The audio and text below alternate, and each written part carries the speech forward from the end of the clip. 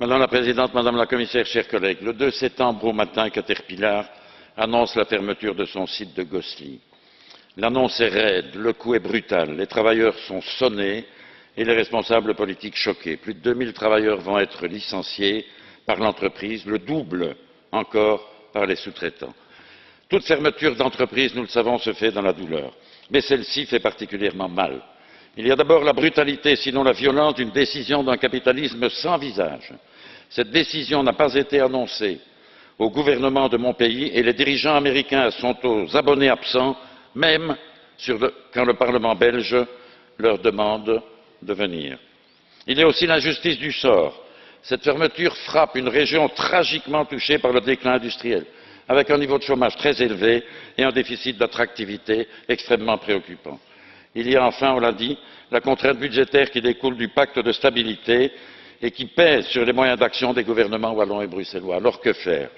En premier lieu, exiger de Caterpillar le respect scrupuleux de toutes les dispositions de la procédure Renault, ce qui signifie en premier lieu exiger des justifications crédibles sur les raisons qui expliquent la décision de fermeture d'un site performant par une entreprise qui fait du bénéfice et qui est peu endettée.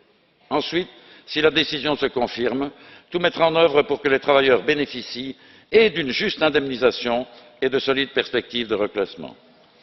Vous avez bien compris la situation, Madame la Commissaire, en rencontrant les syndicats et les responsables politiques et en annonçant d'emblée la création d'une task force au sein des services de la Commission et votre volonté de mobiliser tous les moyens qui peuvent l'être pour soutenir les efforts de reclassement des travailleurs. Toutes ces initiatives doivent être prises, mais ce n'est pas suffisant. J'entendais ce matin même le président de la Commission réaffirmer dans son discours sur l'état de l'Union sa volonté de construire une Europe sociale et une Europe qui protège. Je doute que les travailleurs de Caterpillar ou d'Alstom aient aujourd'hui la conviction que l'Europe les protège. Je sais bien que nous vivons des temps de grands changements du fait de la mondialisation et de l'émergence d'un monde économiquement multipolaire. Et c'est bien, Madame la Commissaire, d'avoir rappelé à la direction de Caterpillar que le dialogue social fait partie de l'ADN de l'Europe. Mais ce serait mieux aussi d'avoir au niveau européen de nouveaux instruments, tels qu'un fonds d'investissement stratégique spécifiquement industriel pour consolider ou recréer une base industrielle solide en Europe.